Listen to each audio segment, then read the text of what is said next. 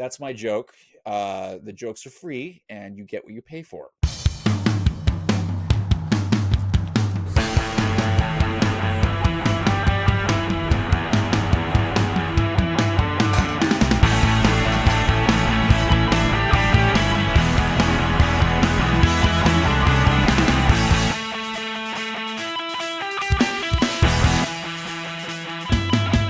Hey everyone, Matt here from Doctors of Running, and today we're going to do a review of the Brooks Adrenaline GTS 22.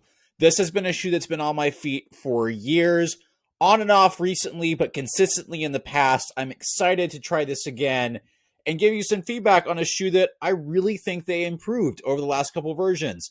Back in version, I think it was 19, they made a really significant change and they moved away from posting and went to the GuideRails system, which is one of the Brooks was one of the earlier adopters of this. Adidas and some other companies were doing this, but to put this in a significant shoe like the Adrenaline was a massive departure, and they've stayed with it ever since.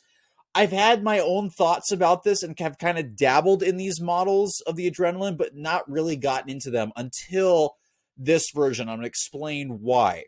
So again, this is their moderate to high stability training shoe. Going over some specs really quickly. Again, there's the GuideRails here, both on the medial and lateral side, and we'll talk about that. But specs, again, this is a 10.2 ounce shoe in a men's size 9 now. I don't have specs for a women, but I'm guessing it's probably 9 ounce for a women's size 8, just based on weight changes here. Again, there's a 12 millimeter drop, which has been consistent throughout this shoe's lifespan. It's 36 millimeters in the heel, 24 in the forefoot. So a significant heel drop. So for those of you that are looking for this, it's not as common to see this anymore. This is one of the few models that has it. For those people that are sensitive to heel drop, just know this may not be the best model for you, but this and the Inspire are some of the rare shoes that still, especially the stability shoes, that still have a higher drop. And that's not necessarily a bad thing. It just means that certain people are going to work well there, and certain people this may not work for. So for me, I'm fortunate to be fairly flexible in that regard, and the 12 millimeter drop does work for me.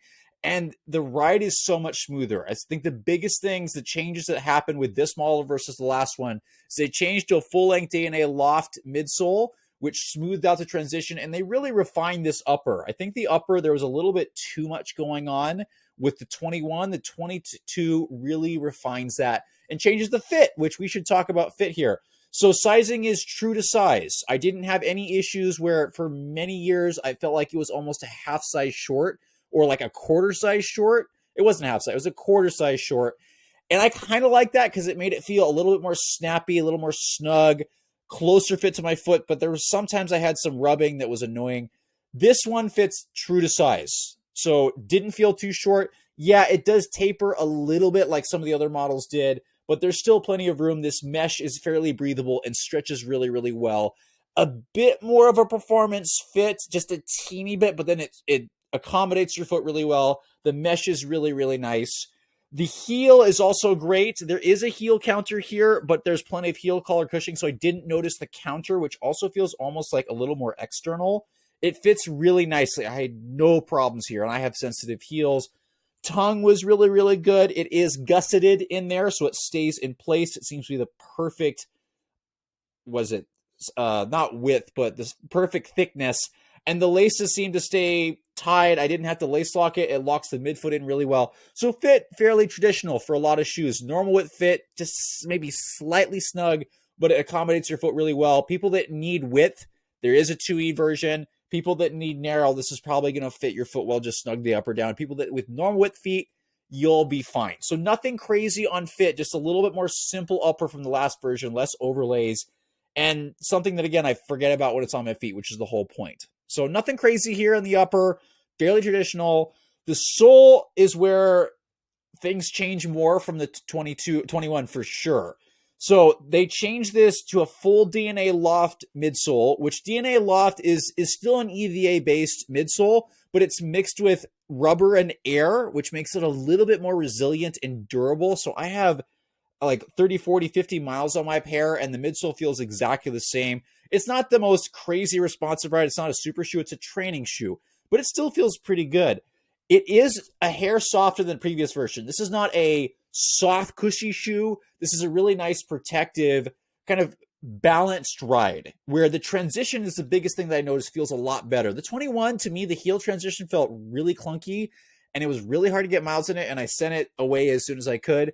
This one I've kept, and it's just the heel transition feels a lot better. I attribute that they haven't changed the bevel. I attribute that to the sole being a little bit softer and just transitioning that much more smooth. It's really good. For whatever reason, despite being a 4mm drop shoe, landing on the front of the foot here on the Adrenaline has always felt really good. So people that land at the rear foot, forefoot, it's going to feel good. It's a little snappier off the toe. It's got some good flexibility up front, and there's a nice toe spring. It's just a solid ride throughout. Yes, for those of you sensitive to heel drop, you're going to notice the heel. I certainly notice it when I start my runs, but when I get into it, it's just another feature of the shoe. So it's nice. It unloads my Achilles, which I've been rehabbing and continuing to, I've been not rehabbing. I've gotten through the rehab months ago, but I'm continuing to progress that to make sure I stay healthy. So don't just, if you have an injury, don't just stop as soon as it starts feeling better. You got to keep going. And my progressions usually last 6 to 8 months as I keep making sure nothing happens. So this has been a good way when I get really sore in my calves to unload them and keep going. So the transition is better. I hate to use the word smooth, but it's smoother. I don't notice the heel drop as much, I think, because the foam compresses a little bit more. The GuideRails I really like in this version.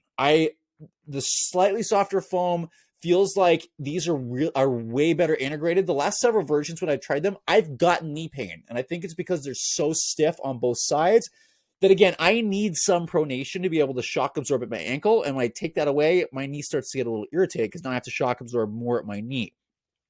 These seem to be much better integrated. And Brooks, you did a great job. I think this is like the perfect balance of where these need to be. And I'm excited because I talk about this all the time, but we're kind of moving away from the old concept of arch support. And I think guidance is a better term, where the GuideRails are on the medial and lateral side. So people that supinate or pronate, you're going to have some direction regardless of where you go forward. And that's really nice. And it's nice to have a stability shoe that will work for a variety of people in that way. So good job. I like it. The GuideRails are basically like sidewalls with a little bit additional thickness that are worked in there. They're built into the sole. They feel pretty natural, better in this version than the other ones. I don't know if it's the sole change or if there's anything else, but they're just better integrated. And I really like how it feels. This is a training shoe, so it's not the lightest. It's 10.2 ounces, which doesn't feel super heavy. I think based on the little bit of bounce I get from the DNA Loft, there's not a ton of it, but it's just good for logging miles. I've gotten some workouts on this. It's a great shoe for somebody who wants something that has a little bit of versatility, but it's primarily a training shoe. I've done fartlek workouts in this. I've done some up-tempo work. I would not race in this if you're looking for a serious racing shoe, but it's a good consistent shoe that I think a lot of people will enjoy who need stability, but want like a marathon shoe, or, don't want the lightest, most aggressive shoe, but want something they can trust. So this is a consistent shoe, which is really nice, because sometimes it's hard to find something that's consistent, but this one's going to last. I have to say, this is my left shoe, and after 40, 50 miles, there's still outsole. I haven't ripped through this, so durability is really good. Some of the other Brooks models I would shred through. This has been pretty solid. The midsole has stayed consistent, so it's really nice, and it's working out really nicely. In terms of my thoughts as a DPT, I have a written review on this shoe that I encourage you to go check out. But one of the things I really like, again, how Brooks has moved to having stability and guidance, I should say, on both the medial and lateral side. People move in different ways. They'll move in different ways depending on the terrain, depending on body mechanics, all kinds of stuff. We tend to go one way more than the other, but things happen. So it's nice to have some control on both sides. So that's great to see that. I just need to caution Brooks about the terminology they're using. When I go to their website, they're talking about using a shoe to line up their feet, knee, and hips. I really want to caution you with saying that. Yeah, you can use GuideRails to help guide the foot, but the knee and hip are independent variables. Sometimes they are related. Sometimes all three of those do interact, and sometimes they don't. I have plenty of people, again, previous versions of the shoe would cause me knee pain. I've had plenty of people that try stability shoes that causes them more pain in their knee and their hips, even though they are pronating. This is not just fix the pronation and then everything else lines up. That's not how it works. I wish it was that simple. It's not. This is why, you need medical professionals, physical therapists, podiatrists, everybody involved in this, looking at shoes and lower extremity mechanics. you have to be cautious with how you say these things, just because they can happen because, something at the knee and hip might be compensating for the ankle, or it might be vice versa, or that might be just how they move. So be really cautious when you use that terminology, because again, it's not that simple. It's really hard to control the higher up mechanics from the lower down sections. And some people it works, others it doesn't. So I'm just a little cautious with that. But I do applaud Brooks with the use of doing this on both sides. And I really want to see more companies doing this. We've seen some interesting stability the last 2 years, and some really great growth in the industry. 2022 is going to be even better. You might be watching this in 2022. And I like where this is going. Things are getting smoother. The GuideRails support stability is getting integrated better. And I think it's going to work for a wider variety of people. Just watch the terminology.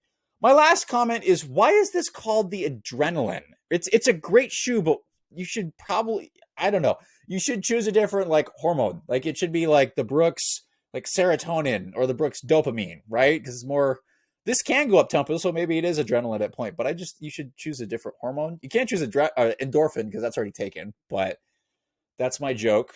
The jokes are free and you get what you pay for. So my overall review of the Brooks Adrenaline 22 is, this is one of the best versions I've experienced in this since I think the 18. It's the transitions are a lot better. Forefoot's always been fairly good.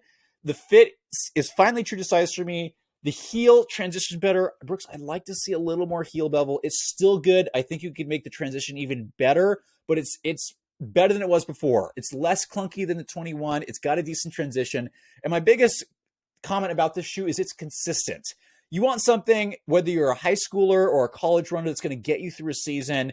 If you need to do some up-tempo work, it can. It's not a racing flat, but it has a little bounce that it can handle some of that stuff. It still feels nimble on the foot despite being over 10 ounces, which really isn't that heavy.